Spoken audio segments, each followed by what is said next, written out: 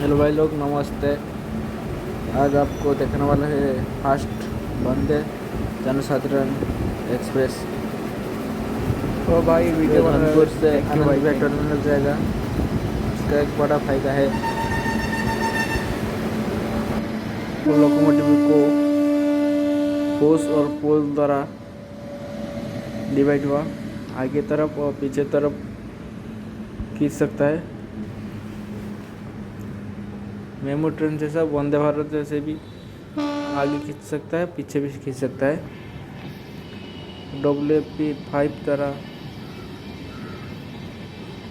उसको सजा दिया है। LH भी कोच है।